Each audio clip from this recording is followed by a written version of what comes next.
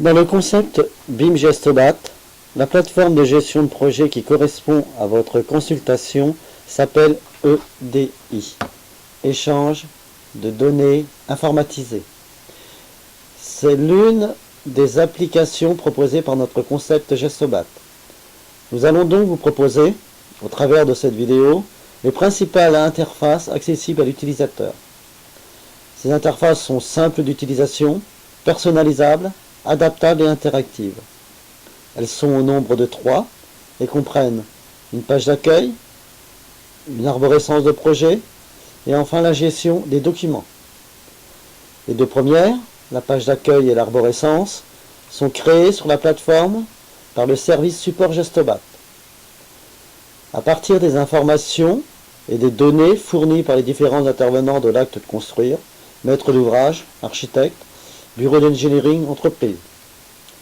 C'est un réel travail collaboratif qui est acté dans un document contractuel. La troisième interface, elle, est consacrée à la gestion des documents. Dans notre concept, l'utilisateur qui a le rôle d'organiser, de classer les dossiers et de gérer les documents s'appelle gestionnaire de dossier. Maintenant, nous allons passer à notre démo en nous connectant à un gestionnaire de dossier. On va cliquer là. On a l'identifiant et le mot de passe de l'utilisateur. On va se connecter.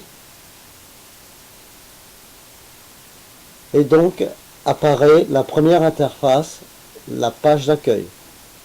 Cette interface correspond à la page de présentation du projet. Elle comprend 3 volets. La partie supérieure, une cartographie qui permet donc de géolocaliser le projet. En cliquant sur l'icône, le nom du projet apparaît, franchissement urbain Pleyel. La partie centrale représente le projet proprement dit.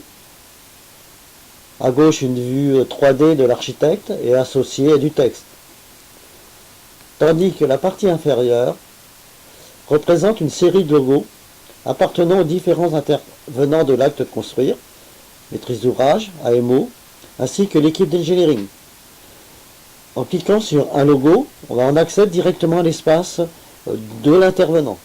Exemple, si l'on clique sur groupement de maîtrise d'œuvre, apparaît donc à l'écran les 4 intervenants composant cette équipe avec leur espace propre. On va revenir en arrière.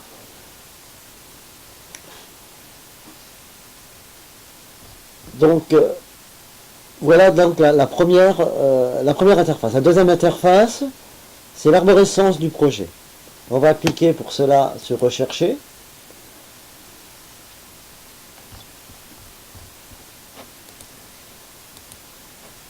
Apparaît en haut de l'écran une arborescence type sur la droite. Cette arborescence de projet est du type vertical avec des liens parents-enfants. Les 3 premiers niveaux, site, opération, phase, sont créés par le support Gestobat en collaboration avec les responsables du projet. Les 2 autres niveaux, répertoire racine et répertoire, sont eux créés par le gestionnaire de dossiers. Le nombre de dossiers créés dans chaque niveau de l'arborescence sont illimités. Nous avons pris comme exemple votre projet, avec comme mandataire donc Plaine Commune Développement. En cliquant sur la puce située à gauche de cette icône, on ouvre l'arborescence. Voilà. On arrive au premier niveau qui est le site, avec le nom du projet, le site qui apparaissait déjà sur l'icône de la cartographie. En cliquant sur ce site, on arrive au niveau de l'opération, qui là comprend 3 dossiers.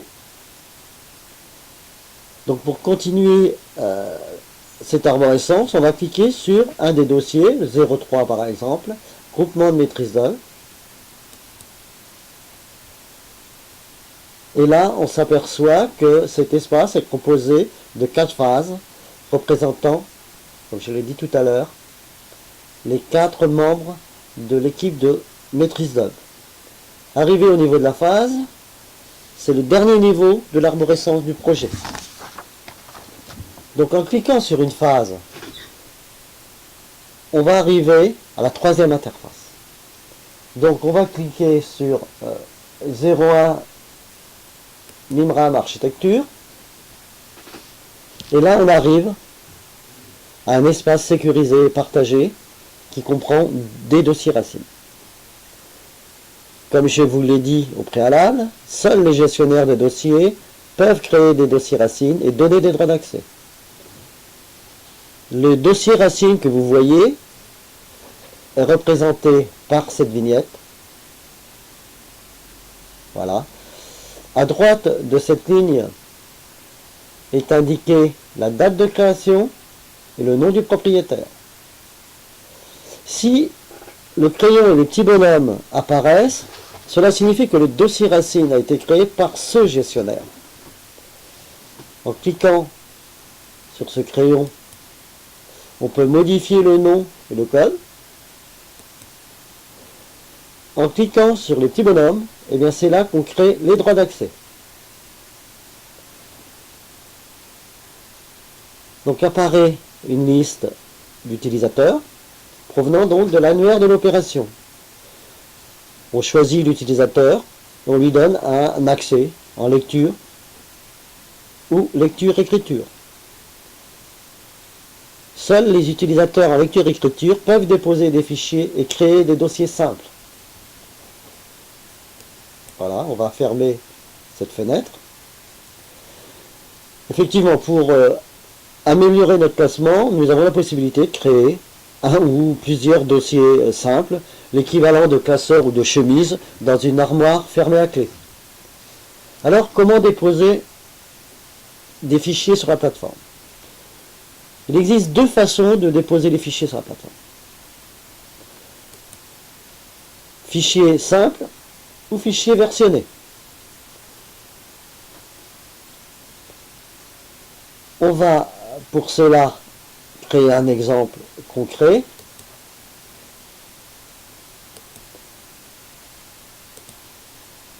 En créant un dossier racine. Je vais donner un nom à ce dossier, consultation.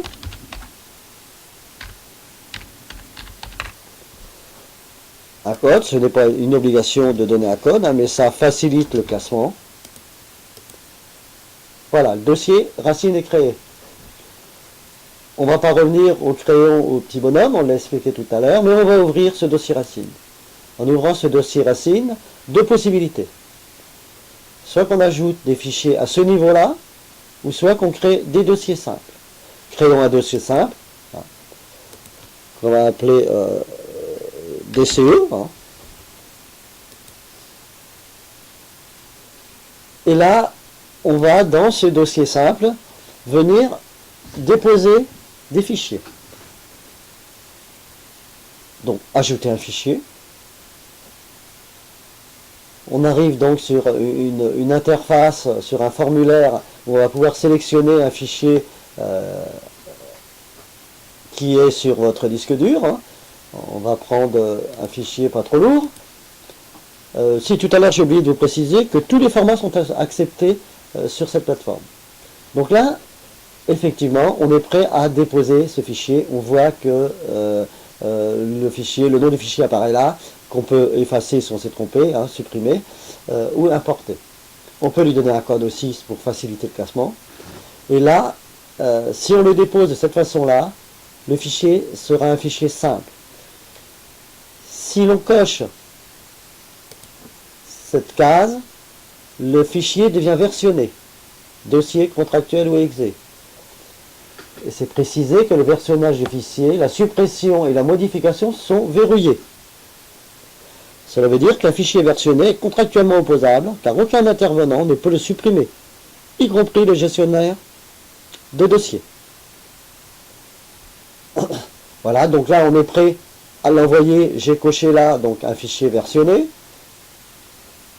Et là, je vois qu'il n'y a qu'un seul utilisateur que j'ai choisi. Et là, on va cocher l'utilisateur si on veut qu'elle reçoive un mail d'information.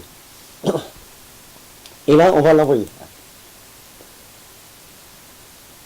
Voilà.